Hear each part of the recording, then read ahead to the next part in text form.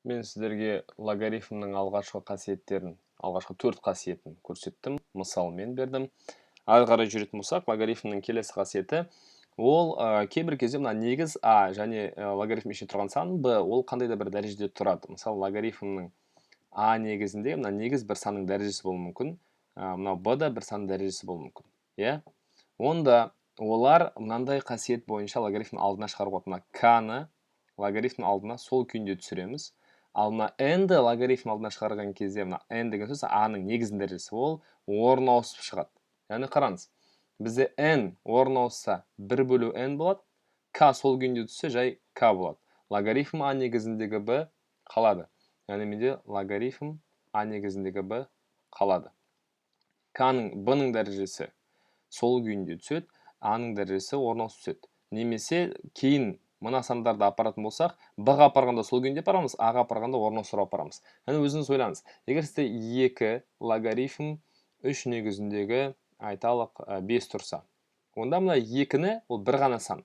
Оны 5-ке апарсақ, онда ол логарифм 3 негізіндегі 5-тің квадраты, яғни логарифм 3 негізіндегі 5-тің квадраты 25 болады. Ал 2-ні 5-ке емес, мысалы мен 2-ні 3-ке апарғым келсе, онда ол 3-ке де баруға болады, 3-ке де баруға болады, ол былай болады. Логарифм 3-тің 2 дәрежесі болмайды, ол 2-ден 1 болады, орын ауысады. 2-ден 1 дәрежесіндегі 5 болады. 3-ні 2-ден 1 деген сөз түбір асты 3 негізіндегі 5. Сонда мына өрнек пен мына өрнек екеуі бірдей. Иә? Логарифм 3 негізінде 25, түбір асты 3 негізіндегі 5. Яғни ол мынардан шықты. Иә? Логарифмнің дәрежесіндегі сандарды алдына түсіруге болады. Егер ол b-да тұрса сол күйінде түседі, a-да тұрса орын ауысып түседі. Немесе алдында тұрған санды сол b-ға апарсақ сол күйінде апарамыз, a-ға апарсақ орын ауысып апарамыз. Егер де мына қасиетті ары қарай дамытатын болсақ, егер де a мен b-ның дәрежелері қысқаратын болса, мысалы мынарда n көбейту m, мынарада b-ның k көбейту m дәрежесі болса, онда мына m-дары қысқартып жіберуге болады. Логарифм a-ның n дәрежесі, b-ның k дәрежесі қалады. Яғни олардың дәрежелері қысқаратын болса, өздері қысқартуға болады. Неге қысқартуға болады? Яғни алдыңғы қасиет бойынша мынау km сол күйінде түсу керек еді алдына. Сол кезде былай болады бізде km болады. Ал мынау nm ол логарифм алдына барған кезде орын ауыстырып барады. Яғни ол 1 бөлу nm болады. nm. Ал логарифм a негізіндегі b қалады. Логарифм a негізіндегі b қалады. Сол кезде мына m мен m бәрібір қысқарады, k мен 1 бөлу n қалады. Егер k-ны біз b-ға апарсақ, ол сол күйінде барады. Логарифм a негізіндегі b-ның k дәрежесі. Ал 1 бөлу n-ді a-ға баратын болсақ, ол 1 бөлу n орын ауыстырып жүрсе, жай n болып барады. Иә? Әрине біз 1 бөлу n-ді b-ға апарсақ, сол күйінде барады. Ал k-ны a-ға апарсақ, ол 1 бөлу k болып баратын еді. Яғни мына жерде түсіну керек. Егер a мен b-ның дәрежесі өзара қысқаратын болса, олар қысқартуға болады. Енді мынаған қолданайықшы, соны мынаған қолданайық. 3 ол бір нәрсені квадратқа жазуға болады. 3 әр сан өзінің түбірінің квадраты. 3 деген түбір асты 3-тің квадраты деп жазуға болады. Ал 25 ол 5-тің квадраты. Енді бұл екеуінің дәрежесін қысқартуға болады ғой. Бәрібір мынау 2 болып түседі, мынау 2-ден 1 болып түседі. Алдына шыққанда бәрібір қысқарады. Сондықтан мен осылай тұрған жерде қысқартайын оларды. Сол кезде не қалды? Логарифм түбір асты 3 негізіндегі 5. Яғни біз расында да мынаумен бірдей екеніне көзіміз жетті мынау. Бұл 5-ші қасиет, бұл a мен b-ның дәрежелерінің алдына түсуі, немесе алдындағы санның a мен b-ға шығуы. Яғни теңдік екі жақты жұмыс істейді. Солдан оңға, оңнан солға. Сондықтан тек қана солдан оңға қарай жұмыс істейді деп қолданып жүрмеңіздер. Әдеттегідей көп оқушылар солай түсініп, солай қолданады. 6-шы қасиет жаңа негіз енгізу, кез келген логарифмді жаңа негіз енгізіп жазуға болады. Мысалы қараңыз, логарифм a негізіндегі b. Менің есебіме a деген негіз қолайсыз болуы мүмкін, немесе маған басқа бір негіз енгізу керек болуы мүмкін. Сол кезде мен a-ны орнына кез келген сан енгізе аламын, бірақ мынандай заңдылыққа сай. Бөлшек сызамда жаңа негізді мына екі логарифм екеуіне жазамын. c. Енді аның жоғарысы қайсы тұр? b жоғары, ол жоғарыға жазылады, a төмен, ол төменге жағады. Былай. Иә, кез келген сан ол тіпті мынау b-ға тең болып кетуі мүмкін. Яғни b негіз десек, онда мынау b жоғарыға, a төменге. Енді логарифм b неге тең? Логарифм b бізде 1-ге тең. Міне мына қасиет бойынша, 3-ші қасиет бойынша. Сол кезде менде не шықты? 1 бөлу логарифм b негізіндегі a. Бұл бір жаңа қасиет сияқты. Қараңыз, 1 бөлу логарифм b негізіндегі a, b мен a қараңыз. А мынау логарифм a негізіндегі b. мен 6-шы қасиетте 2 қасиет бірден жазып жатырмын, иә. Сіз кез келген негіз қолдансаңыз болады, не c деген сан. Немесе мына екеуін а мен б-ның орнына салсаңыз, логарифм өзі төңкеріліп кетеді, төмен түсіп кетеді. Қараңызшы. Мысалы, мен логарифм есеп барысында 3 негізіндегі 4 көбейтем логарифм 4 негізіндегі 5 көбейтем логарифм 5 негізіндегі 6 көбейтем логарифм 6 негізіндегі 7 көбейтем логарифм 7 негізіндегі 8. Мынаны есептеу керек болса, 1, 2, 3, 4, 5 логарифмді.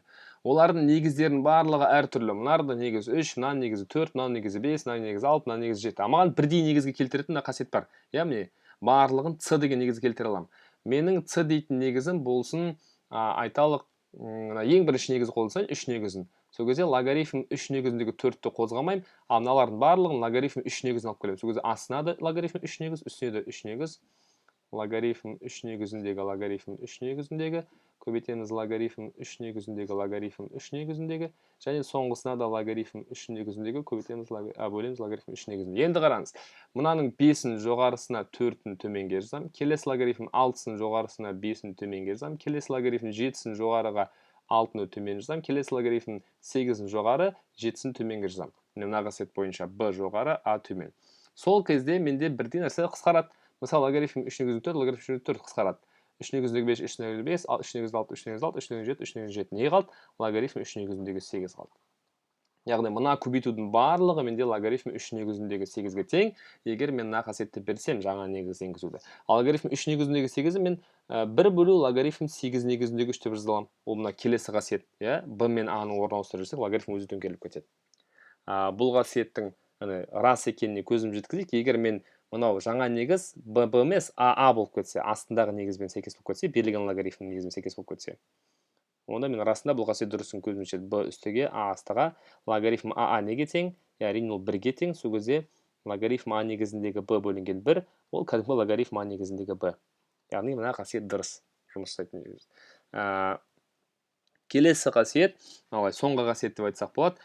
Логарифм жаңа айнымалы енгіздік. Енді логарифм дәрежеде тұратын кездер болады. Логарифмнің өзі дәрежеде тұратын жалғыз ғана қасиет. Логарифм дәрежеде тұрса, сол логарифм негіз мен астындағы негіз бірдей болса, онда жауап b-ға тең болады.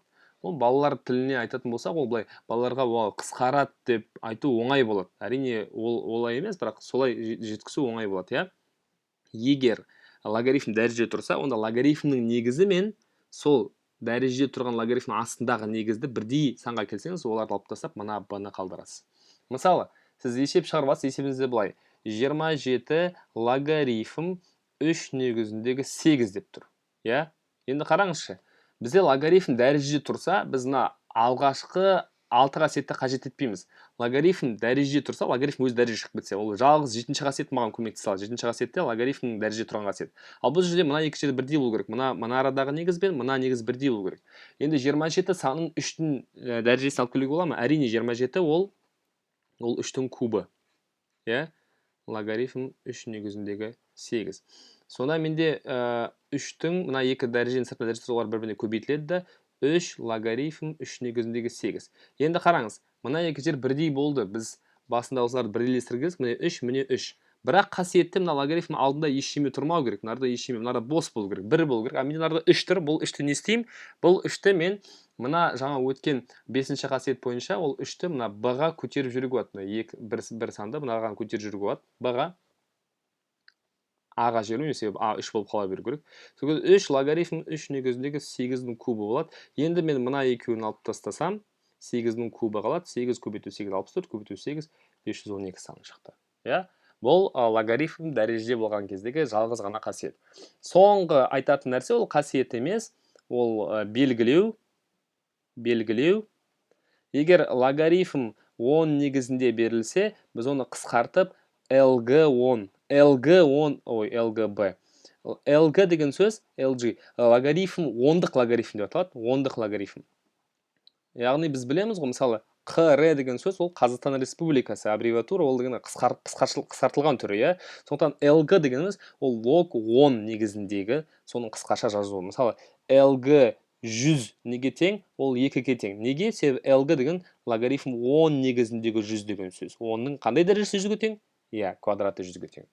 және логарифм е негізіндегі е ол тұрақты сан эйлер саны, эйлер тұрақтысы ол пи саны сияқты, иә, ол б дейін араға, ол ln b, ол натурал логарифм деп аталады.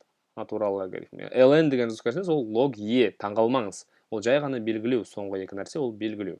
Осы логарифм қалған қасиеттер және барлығымен толық логарифм қасиеттері. Есеп шығару барысында теңдеу теңсіздікті біз осы логарифм қасиеттерін жұмыс істеп отырып шығара аламыз.